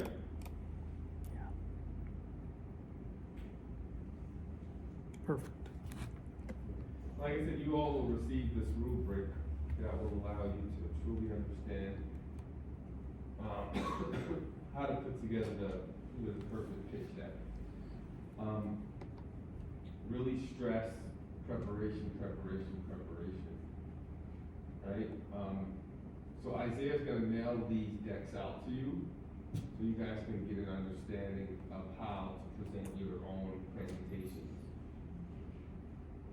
The presentation itself, we want it to be visually clear, has to make sense, but ultimately you are the presenter. So you have to be able to speak to the page, you have to be able to speak to the images. The judges want to hear that you know what you're talking about, and you're not reading from, the presentation. There'll be certain things that you'll need to read, you want to make sure that it's verbatim. For the most part, it's gotta come from up here, and they want to see that you're passionate about your venture, that you have done your due diligence, you've done your research, you know what you're talking about. And I would say the preparation. The one of the biggest hurdles that I've saw throughout the last few is the hurdle of getting over speaking on stage and also talking about your business. So I do recommend also, as you're going through the weeks, start writing out little forms of your descriptive of what your business may be and your customer, and then start practicing those either in the mirror or on your video phone or in front of someone. You want to get those words out of your mouth to be able to hear them, speak them, and if you record it on your phone, and I have some resources I'll put out there throughout this as well that maybe might let you record yourself and watch it back if you want to, if you're not comfortable like with your phone or different forms. But if you do that, it allows you to sit and listen and then watch your mannerisms or how you're doing it, and then learn from yourself as well. Or you might say, that doesn't sound right to me, let me change that, and things like that as well. During the pitch, is it just going to be the judges that are in here? Or No. is it going to be the The entire audience. So we're actually gonna open up these two places, because for the showcase, in order for you to win that, we want you to invite family and friends. So they'll vote for your table. So, expect between, 40 to 100 people. Mm-hmm. Yeah, I know. Battle Creek was probably one of our best attended. We had hundreds. Yeah. Huh? No pressure. No, yeah. And, well, you can speak more, I don't want to cut you off. No, good. I was gonna say that one of the best things I would say is, even though you may be speaking to 300 people or so, you're speaking to 5 or 6. In terms of like, you're speaking here, speaking there, speaking here. But you wanna focus on yourself, getting through that, with less on that. But you also wanna, like I was saying with the Hay Radio, the gentleman, he had the ability to room and command the presence of the room. And he knew that he wasn't just speaking to the 5 over here, there was also these over here. So pay attention to that, but it doesn't have to be the main focus. And then we'll have some practice nights as well. Yeah. And I would recommend going either on this side or that side. But standing in the place where you're gonna stand and letting those nerves freak out, or figure out how you feel about it and see where you'll be standing. And then as you're getting your pitch set up, you could do this on a practice night, see how it looks on the board. See how you feel with it, see if it's too dark and too light. Those will allow you to be able to move smoothly through and have a good business setup. Are there any videos of previous pitches? Because Yes, I've been, I'll send some. I'm sorry? Oh, sorry, go on. I said, I've been scrolling and looking, and I get almost too much input, going through YouTube and things like that. And I would love to see what does it actually look like. Yes, I will send a link out for you all, and it'll be from our last cohort. A lot of that was live streamed and recorded a bit. So you'll be able to see a bit of how they were pitching, the way they were. And that one, you'll see the judges off to the side, but from your camera angle where you're viewing, you just know that there were still hundreds of people that were still watching. So those people that were up there, some of them first starting off were scared to even speak about their business in a forum, because it wasn't the customer what they're used to. And by that time, they were up there commanding the room. And so you can 100% succeed in that way. Yep. So, yep. And that's why, always focusing on that 30 to 60-second intro is going to be key, because that'll help you establish a rhythm, sense of confidence, and everything else, just follow. One other thing I would add is just talking about the showcase itself. As much as you can set your business up ready to sell outwardly, the better off I think you may be with the People's Choice as well. We've had tables where they have had their product there and they've sold that night to people. If some people have gotten investments from other people on those nights. And then on top of that, for especially food items and different things, the ability to want to touch your product, see your product, smell your product, interact with your product, and then eat your product. I recommend that if you have something edible, those judges, as much as they probably walk around and hate your stuff or add this, if you have a helper or someone else, have the ability to have them bring something over to them. Or if you have a pamphlet, something of the sort, but just make sure that if you do interact with the judges physically, make sure it's not something that takes their eyes from you to here in the wrong manner. Just because you don't want to lose them in the middle of your pitch or whatnot, but you do want to be able to present your business outwardly, and as much as you can holistically get it set up from your message to your company to your product to your branding, all will come together. Yes. If you are providing a service like Perla and I, Mhm. and I guess Renee, you can't really bring in your trailer. Or Leslie. What, do you have suggestions? Digital means. I would recommend getting an iPad, a computer, the display, anything on your table, pamphlets, business cards, photos, a slide reel, anything that shows your service or product, your Stacy, your company, anything that shows that outwardly can, that person standing at your table can then go, oh, interesting. If you have a picture slide that scrolls through, any way for them to sign up if they wanted to, or seeing the process of how signups go, those things you can do screen record, screen grabs. It allows them to know that, okay, this is a whole setup and process that's taken care of already, or it's in the process. And if I'm a judge going around, you may not know who the judges are before, so like, I don't know if we're gonna give that out before they get there, but at the same time, they may be there looking at your table as well. And so that might be a way for them to interact with that. And then also, you could sell your business. And then reviews. If you currently have or past have, you could have people that could, or if you have had reviews, put some of those on little quotations. You could put them on cards. You could put them on your scroll by on your table. Anything like that also helps the person viewing or the judge know that you're actually giving a really good customer experience. Or these are how many customers we have serviced. Or how many followers we do have, X and things like that. But yeah. Yes. You mentioned earlier about people signing up maybe at the showcase to be investors and things like that.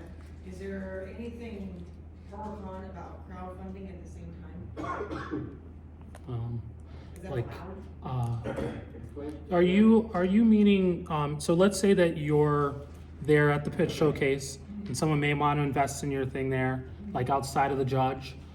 How would you set up the crowdfunding, like on a GoFundMe or like just crowdfund there? Say that again? Like a Kickstarter? I don't think that there's a problem in you having a Kickstarter along with this program. Okay. I don't think those two would mesh in any conflict. I think that the way that you will introduce money into your business should be from every legal means possible. Okay. So Has it been done before? for Kickstarter? Yeah, and simultaneously? Well, I don't know if we've had someone specifically with a Kickstarter, but I think if you wanted to mention that you have a Kickstarter, like I guess you could make a QR code or something like that, and they could bring in money that way. And then if you have a product you sell, you could lead that in as well, in that form, and you could say, hey, we're actually trying to raise money at your table if you'd like to. So yeah. And if you have a product, before you get a chance to pitch, you're welcome to, have it so that the judges, can sample or look at it while you're speaking. Mm-hmm. That's one way that they know that there is an actual product already. Yes. And for your company specifically with the trailers and the portable washrooms, am I saying that correctly in form of which? Video, photos, people interacting, or similar things out there. It's being built right now, Okay. and there's not another example out there. Okay. We're using a lot of AI, a lot. I- And there's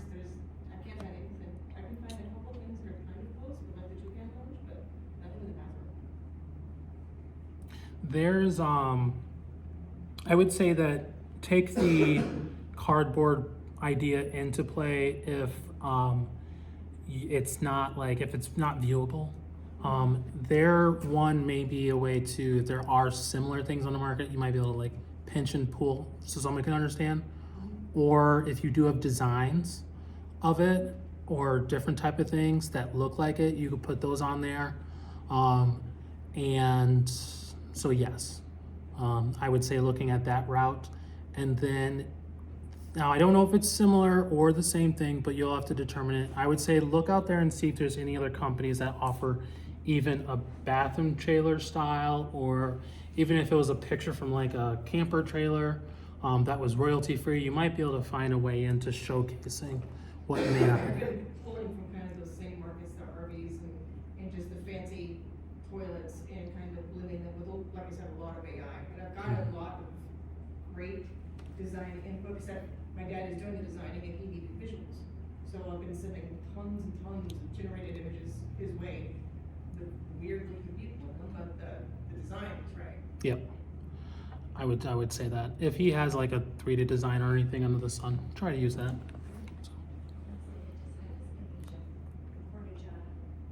your vintage trailer. Complete opposite. Yeah, which would you choose? And as the program goes on, I will inquire just specifically on your organization. I don't know the name of an organization, but I've seen one type of thing out in the market that may resemble some sort. So I'm gonna inquire with that person that did rent that just to see if they have that info. And they might be able to give you a competitor or something to look at that you might be able to pull from. So, yeah, absolutely. Any other questions or anything? Any add-ons? Yes, ma'am. I still have yet to identify what I can do to create a product without going so big, because my vision is a maternal home, pregnancy home, and we've had that vision for quite some time. I know that it's really expensive, and especially in conjunction with starting another business. So if we could scale it down to offer the service, not on such a large scale, I'm still unsure what that looks like. So even to get to a pitch has been, yeah, very challenging. We discussed a few iterations with you. I know when we first started, we discussed literacy. Was it financial literacy?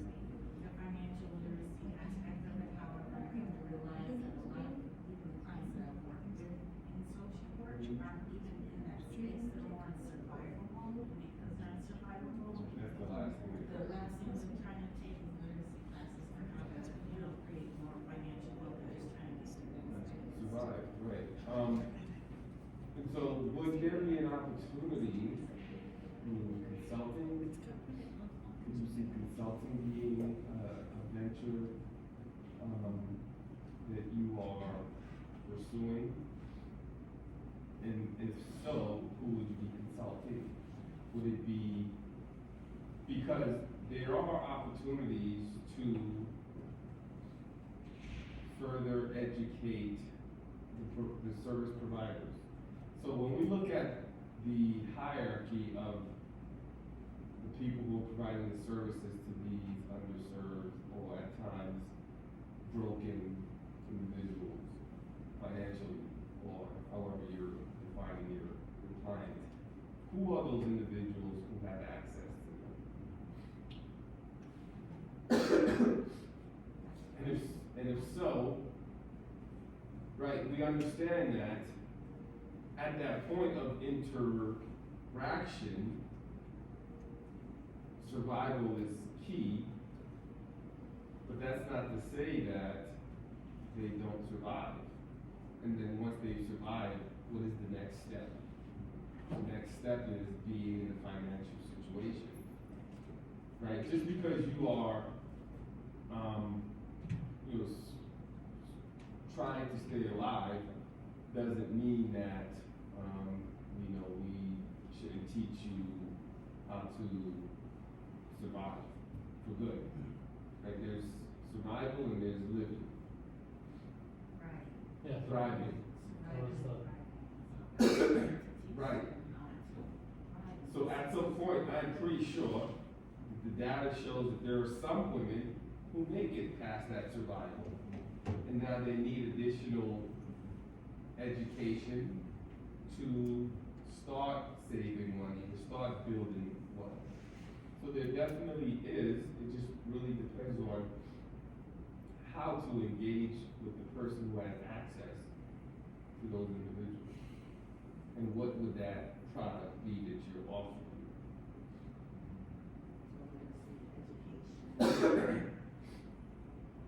Right, so when a person, who intervenes when this family or this lady is going through this hardship and they need that immediate help? What does that immediate help look like? Currently it's a social work, human services. Mhm. And what are they providing? Resources, more resources that they can tap into in their situations. What are these resources? Free stuff. Usually it's like the food that they might need, diapers that they need, financial support that they need. But I think that the challenge is helping them to get past that point of need, right? And helping them understand that the way to do so is through financial literacy, more handouts. You know, it's like we want to be able to offer them a hand up versus continuing to give them those handouts, understanding that they need those at the moment, but then helping them transition into a hand up type of program. I see so many women on a daily basis that have all the resources that they need currently for their situation, but they still can't pay. This $300 is subsidized and really reduced in comparison to somebody else who is paying $1,500 for $200. Yeah. Being fully employed, but still not having the ability to budget well enough to be able to pay their bills or to even teach their children financially. Yeah, so I would say, would there be an opportunity to provide services to these resources? To say, look, you provide X amount of resources, but not every one of these women can stay on here forever. There's gotta be a way where we actually uplift a few of those. Let's figure out how we can provide the education to all of them, and out of all of them, 1, 2, or 3 of them may actually utilize that knowledge, which opens up the door for other survivors. Right? I've got the name of the business, Survive to Thrive. That's the name of the business. You got it. From survival to thriving, what does that mechanism look like? What does that chain look like? We know that these individuals will have to survive, and we're not looking down at them. We're empathetic, or we want to be graceful, and we want to provide them that hand up, because certain times in our lives, we do need a hand up. That could be any one of us, regardless of our situation. There are certain times we do need that hand out. But at that moment, when we surpass that, now let's start to look. It's like interrupting the cycle of power. Yeah. So what is that product that you can go out and sell to these resources? And who are these resources? Are these state funded? They're just community partners throughout all of Michigan, and I have heard time and time again that Michigan has abundance of resources, and that's true. I work for Trinity Health, and because our organization is so large and they have so much money, but they don't have a lot of time to dedicate to a lot of different areas in which there's need. They partner with partners in the community, they then fund them through their nonprofit organizations to continue doing the work that, you know, we are all looking to support people with. And so that would be a funnel that I would tap into. Absolutely. So you know that you already see the business model, which would be with these big, nonprofits, such as, health companies, and offering them a solution, a service that provides a solution to their survivors.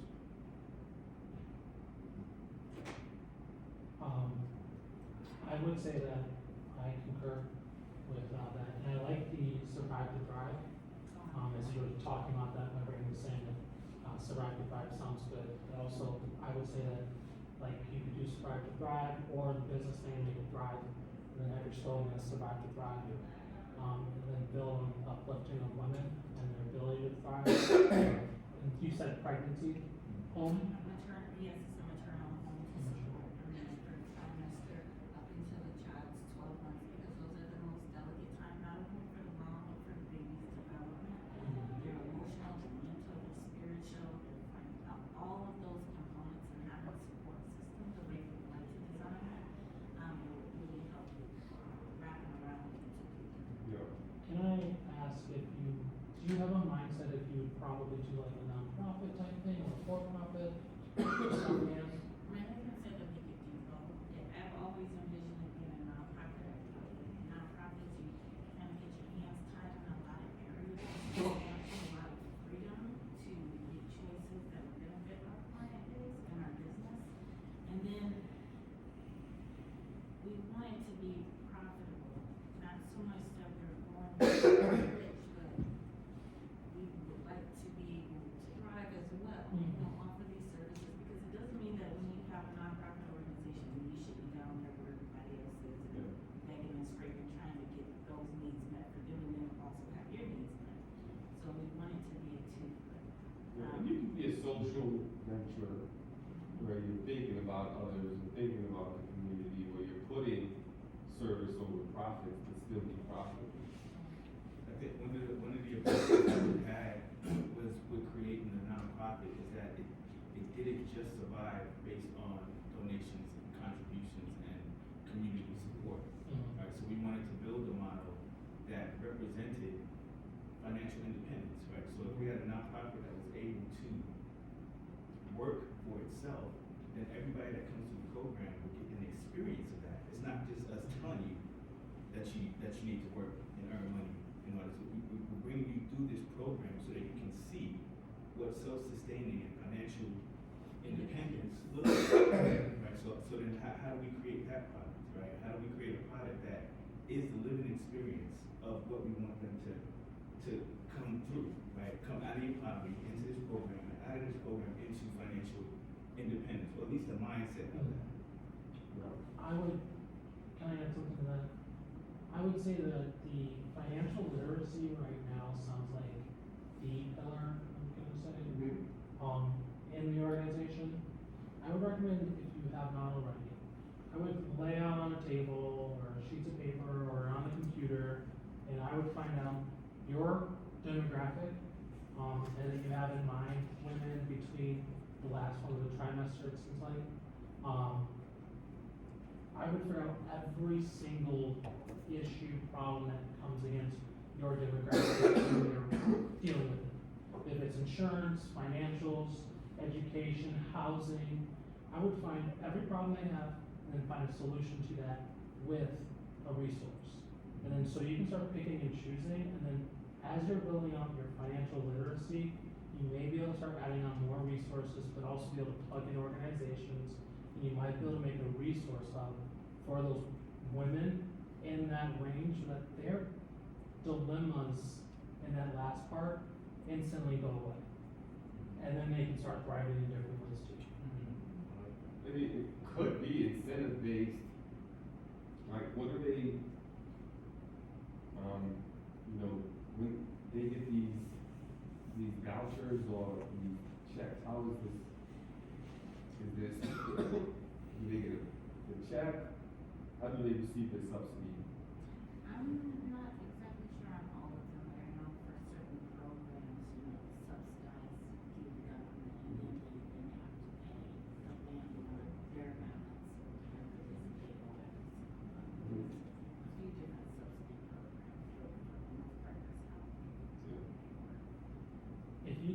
teach them those things through the the ABC model for me, I would have a website, and over here, I would have your demographic and their needs based, and I'd find organizations on this side that offer needs. And I would figure out what that organization has and how that works, and I would make that link to that other side a 1 to 2 step. Either a click through from your website to theirs to do it, or an entire tutorial through writing on your website of how to do it, and then bake that on social media, show people how to do it, and find every pregnancy website, social media account, group out there, and start getting a good profile with them. That whole market is, you could mess up once and everyone knows. And there's similar ones out there like it, so I recommend getting in there and getting the info out so that if someone does start using that, like on TikTok or Instagram, they're gonna share it. They're gonna start sharing it, and there's tons, and so you could also look at, and this just came on, if you find out all or all of their current type of problems, and you find those key ones for you to start off with, as you grow, you may be able to also start adding in retailers or things that can do programs with you if they have their own programs or discounts. Because there are a lot of things that mothers also need through that stage, but also right after that stage. And not all families can afford those things, not all things can be done. So you could open up a whole new range for women through that one resource, including the financial literacy. Yeah, consider innovation as well, you know? Could it be some sort of technology? I mean, I'm pretty sure many of these women have phones, mobile phones, and they still call them. Remember that? The mobile phone? So, could it be an app that's developed to help these women once they initially get services that works with them to create some sort of yeah. So could it be that? I mean, there are many ways to try to tackle this problem. It's a very important issue to try to solve, and it's a national issue. So global. So if you can create a solution here, an impact, just think about the scalability. To that point, just on your singular point, anyone else can use this too. I think it's on the list, I'll be sending you all, but there are website companies you go out there to build your website if you don't currently have one. Try out Wix.com, Wix.com. Oh, yeah, Wix, yep. Wix, my personal take on it, I have been a customer of theirs, I've seen the other ones, I've used them, and I've watched them build their company where they listen to what you need and they design it into their programs. So one of the biggest things out there was, you need an app. Everyone was like, we got websites, but we don't have apps. So you could go on, make yourself a website, design it out how you like, and they have their own app structure where you can make an app right through there. And it's not necessarily like if you made your own singular schedule out like app with software and stuff, it'll be your app. But they have different stages of their apps where you get it to be yours, but it's also built in. So there are different forms that you can reach your customer through an app form without having to exactly go and pay for an entire app in different forms too. But in the long run, you want to scale up. So that's just a more immediate way to kind of reach and solve that in all technological forms. So I have one more question. Seeing how our projects kind of intertwined a little bit and we support each other, when it comes to presentation night, how do you guys recommend we navigate that? Should she just take the nonprofit herself and just do them separate? Now, you can say that you're probably like to, but if they're separate ventures, if you're both working on them, I guess you can, but if one of you took the lead opposite than the other, that would be something. But if it's your main venture in certain ways, I would say just break them up. It has not been undone the last 2 cohorts we've had. We've had couples that have been in there with 2 different type of ventures, both helping each other out.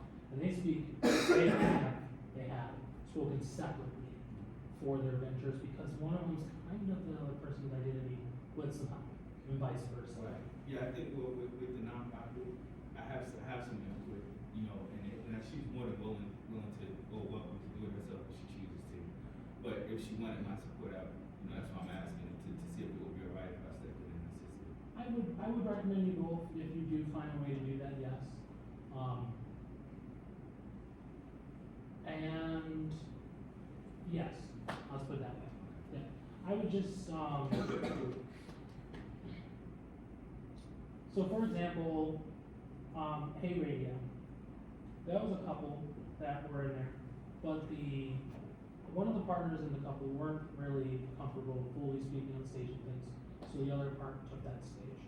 So find out what works between the both of you, but will also work publicly as well, and all the different things. Excellent. Okay. Thank you. Great, lots of good info today. Appreciate Isaiah coming in. Appreciate all of you. Because of my cold, I'm gonna leave about 30 minutes early. Unless anyone has any very, very important question that they need to ask. Next week is mentor night. Be here at, 6, a little before. We'll get some food. We'll distribute the teams. And we'll have a great time. So come prepared in having a clear IDI in describing your business. So that when you're speaking to the mentor, he or she, has a clear understanding of what you're saying so that they can provide you that valuable feedback. Great, let's end with our one word exit.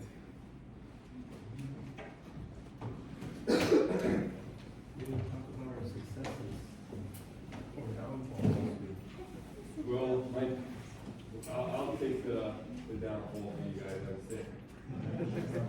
Hell, my one word exit is hell. What you love?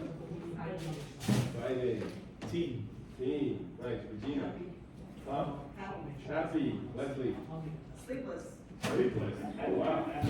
Wow. Ideas. Stacy. Empowered. Empowered. Joe. Creative. Ben. Endeavoring. Isaiah. Exuberant. Arlette. Inspired. Awesome. Have a great week, everyone. We get it, man. We know Air Force needs their sleep, but we gotta go. I can't feel tired. Can I check your email? Is there an assignment tonight? Yes. I'll put it up right now. I was late. No worries. 2.5 seconds.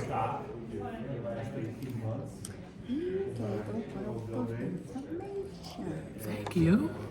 Appreciate that. I really do try. But you know, sometimes you don't know what questions to ask. Huh? And so you just ask or you get more information.